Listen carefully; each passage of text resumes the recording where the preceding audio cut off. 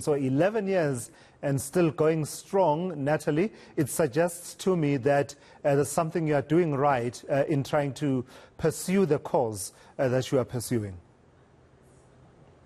Yes, thank you. Yeah, it is our 11th year and we're so excited. It's become our largest annual fundraiser and it helps us raise millions of rands, all of which go to fighting, children who are fighting a life-threatening illness. And with the funding, we actually fulfill those children's dreams across the country.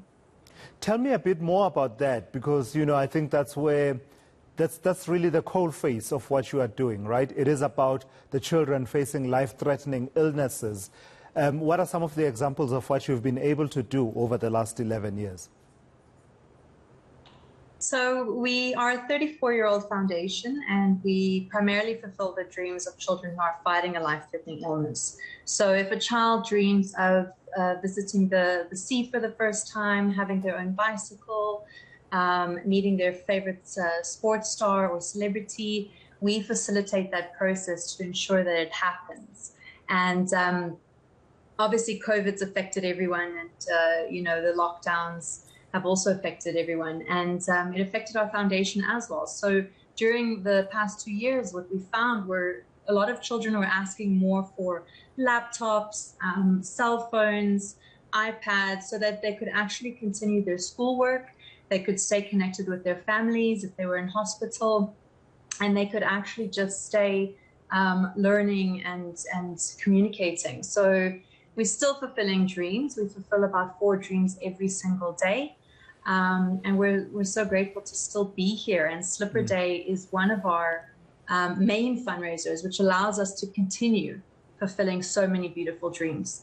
That's interesting, the observation you make about how, the demands and basically the dreams that these children were expressing in the last 2 years were sort of tweaked to speak to the times that we live in. Am I correct in saying that in a way, that was robbing these children of their dreams? Because this to me seems to have been practical requests that say, what I need is a laptop so that I can continue to take part in my classes. But I don't imagine that, that would have been the dream for many of them in the true sense of what a dream is. I think that it has changed. It definitely became, for certain children, more of a need, as opposed to, before maybe they would have dreamt of something different. But at the same time, without the foundation, they wouldn't have potentially had that opportunity to finish their schooling or to carry on researching certain things while they are in hospital. So we still facilitated their dreams. Obviously, other dreams during the time were very standard, like your bicycles. Many children wanted new clothes, or they wanted a hoverboard or a virtual reality set.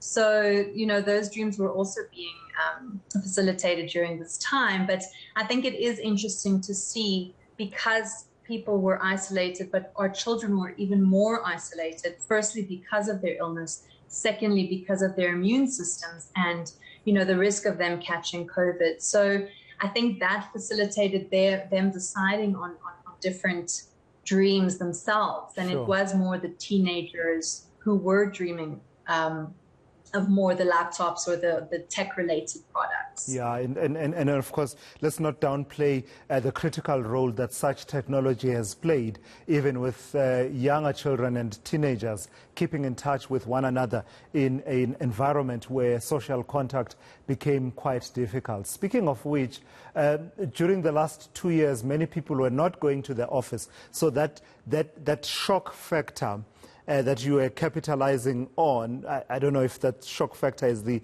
correct terminology, but you get what I'm saying, that, showing up to work wearing slippers, you didn't really have that because people were at home anyway, and many people were in pajamas and attending Zoom meetings wearing their slippers in any case.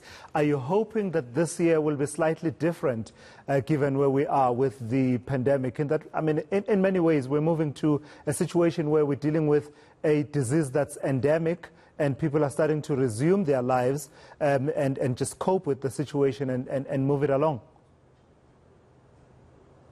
Yeah, I think that the interesting thing that happened actually was when COVID first hit, we actually didn't do Slipper Day in 2020 because we didn't feel it was the right thing to actually go ahead with.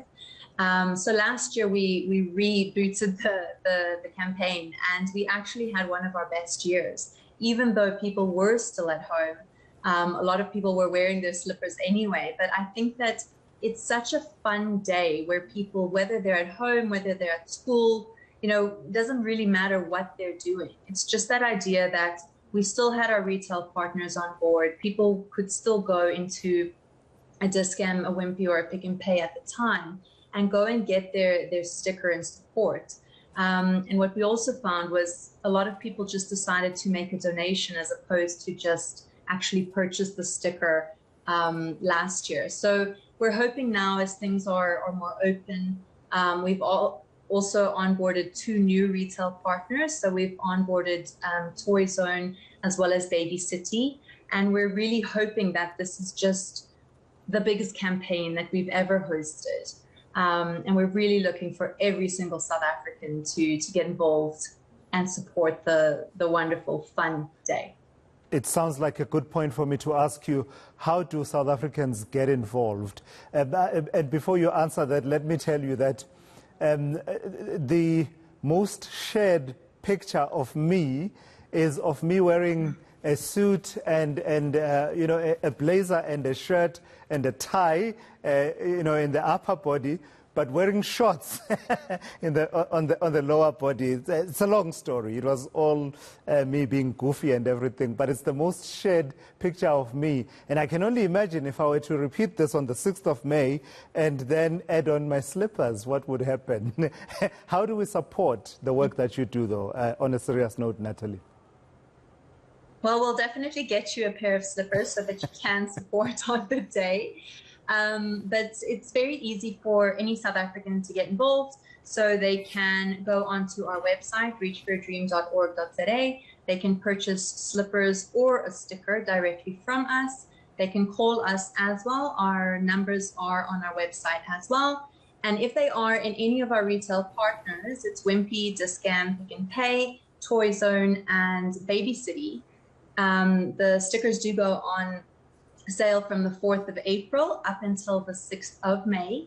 And people can just go and purchase a sticker from the retail partners. And I think the most exciting thing that we have done for the past 6 years is that on Slipper Day, if you walk into any Wimpy countrywide in your slippers, wearing your sticker, they will give you a free Wimpy coffee.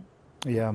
And just finally, give us a sense, and unfortunately, I mean, it's about the reality that we're dealing with here and the need that you're responding to. I would have wanted to end it on a high note and a positive note, but the reality is you are responding to children who are in a particular condition facing life-threatening diseases. When we say that, what are the categories of children that we are talking about?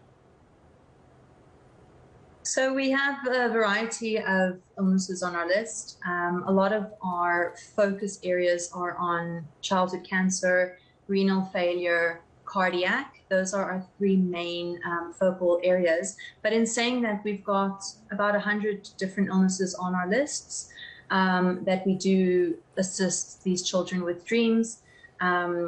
And we have other support programs as well that we just allow a little bit of extra support for these children going through these very difficult times. Yeah. But in saying that, not all our children, pass away. That's why we do use the terminology life-threatened. We've got beautiful survivor stories. So a lot of our children, because of the hope that we instill and the positivity, these children become young adults and they go and teach other young adults about that positive mindset and the fact that they can fight their illness. Yeah, the bravery of some of these children is truly incredible. So all they need sometimes is just for someone to be in their corner and say, I got you. I am here as you are in the ring. I'm in the ring with you as you fight this disease. And as you say, the survival stories that come through are truly inspiring. Thank you for that, Natalie Lazarus. I don't know, though. I think I've used up my social capital with the shorts. I might do the slippers. In fact, I'll do the slippers, but I don't know if they'll be complemented with the shorts and the blazer. I think they are maybe testing the stylist, Shupi Maja, here at eNCA and everyone else. Thank you for your time here on eNCA.